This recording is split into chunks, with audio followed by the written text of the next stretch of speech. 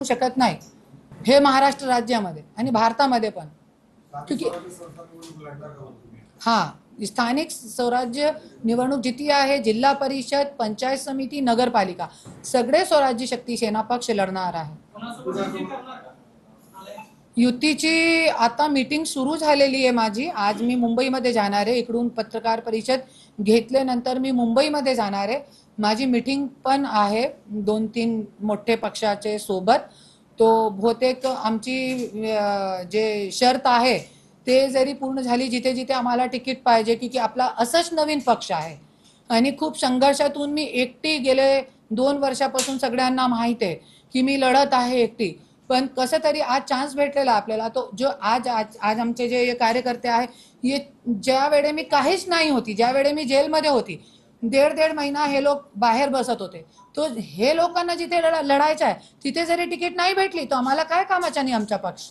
ते सगळी गोष्ट आम्ही बघून युती करणार आहे. आमची शर्त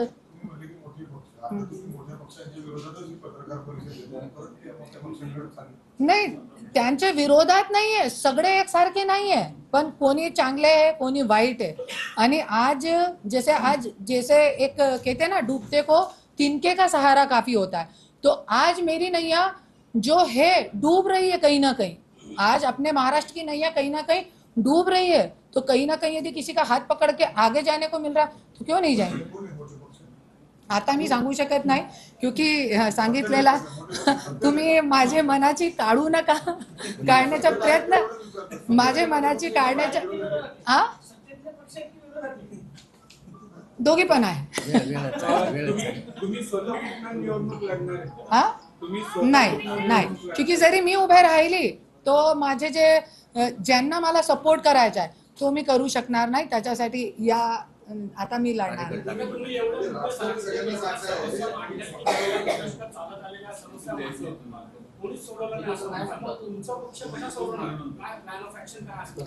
आपल्याकडे धमक आहे. सगळ्यांनी आज गेले 3 वर्षापासून माझं काम बघितलेलं आहे.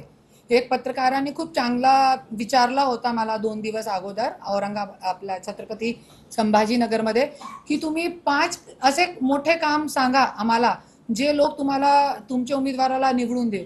तो असे 5 आता गेले 3 वर्षामध्ये खूप मोठे मोठे काम असे केलेले आहे, मी स्वतः केलेले आहे, की ज्याच्यामुळे आपल्याला लोकांना निवडून द्यावं लागेल. तुम्ही आता बोलताना असं म्हणाला की पुण्यातल्या जमिनी हिसकावल्या जात आहेत. कोण हिसकावतंय? तुम्ही नाव नाही घेतलं. आता प्रकरण तुमच्या मीडियावरती सुरू आहे. एक तर है ना, एक तर तो मीडियावरती सुरू आहे. एक आपल्याकडे जरी 1 कोटी रुपये आले तो आपले घर इनकम टॅक्स येत आहे. पर 1800 कोटी की जरी जमीन खरेदी केली एक युवा मुलगाने ना, तो गृहमंत्रीचा असो तो कोणी विचारणारा नाहीये आणि 500 रुपये स्टॅम्प ड्युटी भरताय. तो हे सगळी गोष्ट आणि एकच नाहीये, खूप लोक आहे. याच्यावरती जरी पत्रकार परिषद घेतली तो मला 3 तास लागेल सगळ्यांचे नाव उघड करण्यासाठी. आणि माझ्याकडे आहे, लिस्ट आहे पूर्ण, आणि मी प्रूफ सुद्धा बात करते. सगळ्यांना माहिती आहे, सगळे पत्रकार बांधवांना माहिती आहे की मी प्रूफ सुद्धा मी बोलते आणि माझ्याकडे पूर्ण लिस्ट आहे. आता एकदम मतलब अचानक जनवरीमध्ये मीडियावरती येत होता की जनवरीमध्ये निवडणूक आहे, जनवरीमध्ये आचारसंहिता लागणार आहे, पण अचानक लागली आहे. तो आपल्याला वेळ राहिली नाही तर मी सगळं उघड करणार होती इलेक्शनच्या अगोदर. अमेडिया कंपनीच्या माध्यमातून पार्थ पवारांचं नाव समोर येते की ही जमीन मुंडव्यातली असेल किंवा बोपोडीतली असेल, ही हडपण्याचा प्रयत्न केलेला आहे. तुमचं काय म्हणणं आहे? हडपलेली आहे, मी स्पष्ट बोलते, हडपलेली जमीन आहे. कुणी पार्थ पवारांनी हा सगळे मिळून खाताय राजकारणामध्ये. मी अगोदर सांगितलेलं आहे राजकारणामध्ये आज कशाला. आज मी छोटे घराची एक खूप नाहीये, मी एक इतके मोठे घराण्याची सून आहे जे पूर्ण भारतामध्ये गाजणारं नाम माननीय गोपीनाथ मुंडे, धनंजय मुंडे असे मोठे घराण्याची मी सून असताना मला आज पक्ष काढावा लागला. आणि मी कोई अशी लहान मुलगी नाहीये. मी आज 45 वर्षाची एक मोठी स्त्री आहे, तरी पण मला आज पक्ष काढावा लागला. कशाला? न्याय भेटत नाही. आज महिलांना जेलमध्ये टाकताय. ज्या लोकांची छातीवर लात धरून हे लोग मंत्री होत आहे, आपला हे बनताय, आमदार खासदार बनतात, त्या लोकांच्या आई वडिलांना पण जेलमध्ये टाकलं गेलं आहे. गायकवाड फॅमिली त्यांना मी बघितलेलं आहे, पूर्ण आमदार होते त्यांच्या पाठीमागे, ते लोक इनोसेंट आहे, मी बघितलेलं आहे त्यांना. 75 वर्षाची महिलाला तुम्ही जेलमध्ये टाकताय, त्यांचे 77 वर्षाचे पिताजीला तुम्ही जेलमध्ये टाकताय फक्त राजकारणचा गैरवापर करून. त्याच्यासाठी मी हे पक्ष काढलेला आणि तो मला पण काय गरज नाही होती. तुम्ही म्हणता सून आहे मुंडे घराण्याची, पण ते मानत नाहीत ना, त्याचं काय करायचं? असू दिया ना, देखिए अभी यहाँ पर्दे लगे, सूरज दिख नहीं रहा है, सूरज दिख नहीं रहा है, पर इसका मतलब ये नहीं यहाँ पे बैठे वाले सब बोले कि नहीं सूरज नहीं है, तो ऐसा नहीं है कि सूरज का अस्तित्व नहीं है, कोर्ट ने मान्य करा है ना, किसी के मानने नहीं मानने से कुछ नहीं होता, सूरज का अस्तित्व है तो है, भले इस कमरे में पर्दे लगे हैं सूरज नहीं दिख रहा तो इसका मतलब ये नहीं कि सूरज नहीं है, सूरज तो उग गया सुबह 6 बजे. राष्ट्रवादी काँग्रेस पक्षामध्ये रुपाली चाकणकर विरुद्ध रुपाली पाटील हा वाद आहे, तुम्ही सुद्धा ऐकला असेल. हा. त्याच्यावरून रुपाली पाटील यांचं जे प्रवक्ते पद होतं ते आता काढून घेण्यात आले ना. म्हणजे तुम्ही आरोप करताय, त्यांना मी ऑफर देता का? क्या कोणाला?